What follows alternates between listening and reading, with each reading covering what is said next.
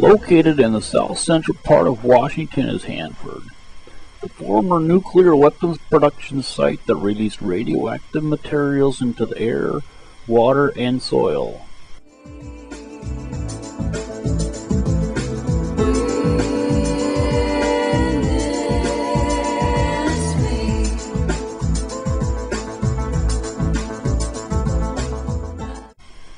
And many of the residents who live downwind from Hanford or use the Columbia downstream from Hanford receive doses of radiation.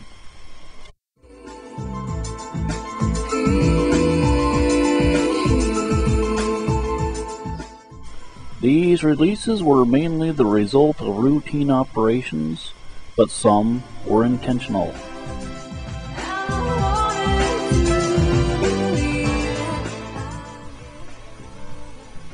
The release, aimed at duplicating pollution from a Soviet reactor, placed more than 7,000 curies of radioactive iodine-131 into the air of the Pacific Northwest. By comparison, the accident at 3 Mile Island had only released 15 curies of radioactive iodine-131.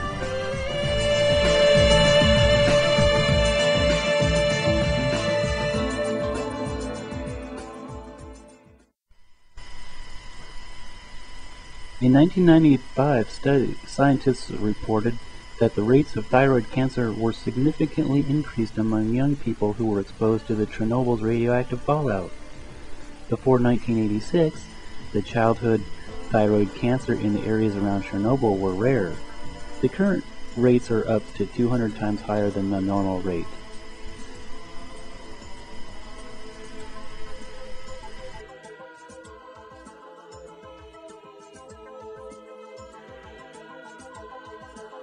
Documents declassified in August of 1987 indicated that the U.S. Army Corps of Engineers deliberately released several thousands of curies of radioactive iodine-131 at Hanford in 1944, 5 years before the Green Run.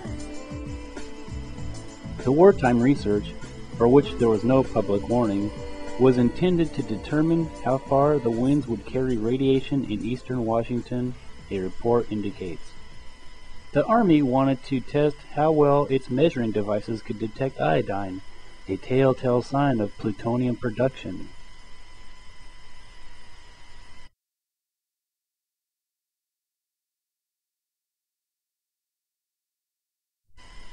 Aerial surveys in Oak Ridge were the first in this series of tests of monitoring equipment.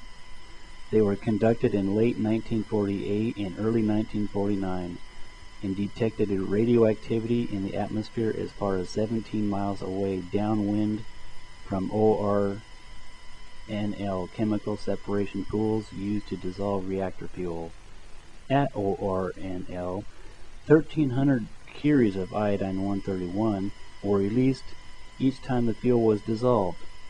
Background data in the document states that 150 pounds of reactor fuel were dissolved with a 5-day cooling period.